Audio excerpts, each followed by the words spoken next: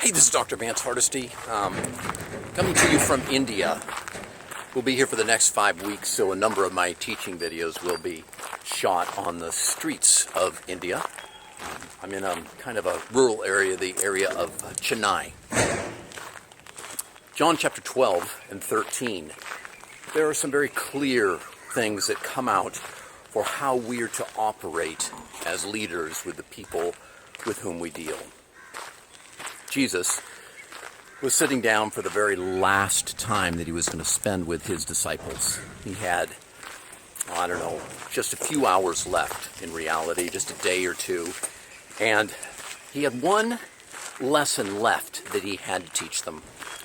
So he sits down at the table, and the food has been kind of prepared, but nothing really formal because they didn't have the servants that particular evening. And so this evening the food was ready, and the disciples all sat down, and Jesus does something that at first takes everybody by surprise. He stands up, he takes off his outer robe, and then he tucks up his robe so that he can go pick up a bowl of water, and he walks over to the very first disciple. And you can almost see as he does the absolute shock that overtakes this particular disciple. This disciple can't believe that Jesus, his Lord, his Master, his Savior, the one that Peter had said, "My Lord and my God," the one that they'd been following for 3 years, was actually kneeling on the ground in front of him, and he was reaching for his foot. I mean, the response of that disciple must have been one that was just almost filled with terror. And it must have been one that he looked probably around at the other disciples, and it was almost that, what in the world do I do? But Jesus reached forward, grabbed the foot, grabbed it firmly, took the water, began to spray it or to splash it on his foot, and then carefully cleaned his foot and then dried it, cleaned out the muck from between his toes. It was a job that nobody would ever do.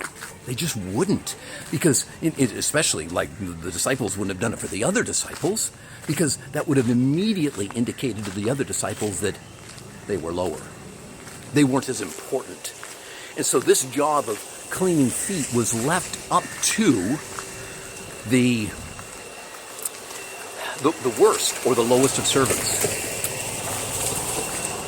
The lesson that Jesus had to teach his followers was one that was absolutely foundational to the message that he had been trying to teach his disciples and all the people around them for 3 years.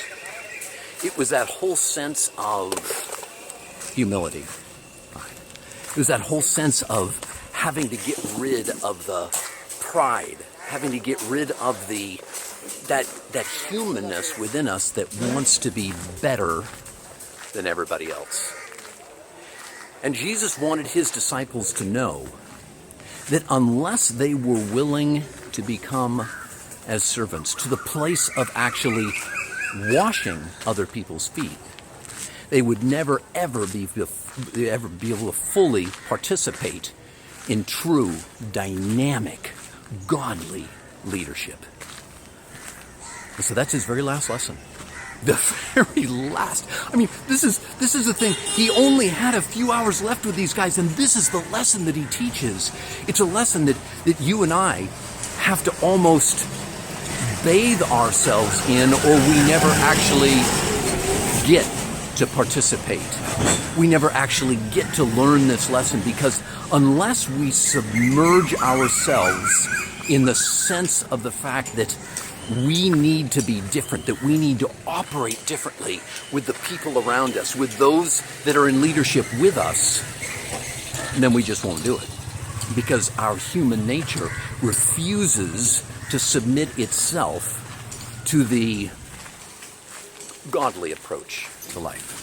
So, if you would be effective, if you would be dynamic, if you would be Jesus Christ to the people that you serve and the people with whom you serve, then you must learn the idea of being a servant leader. Oh, I know. We all talk about being servant leader.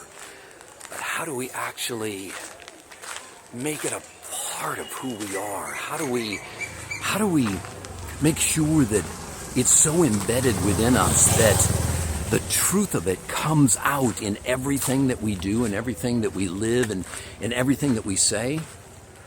I think it's only as we daily sit with the Savior and say, look, Lord, if I had my way, I just wouldn't be the way that you've called me to be. I wouldn't be the way that your son was when he was here on the earth.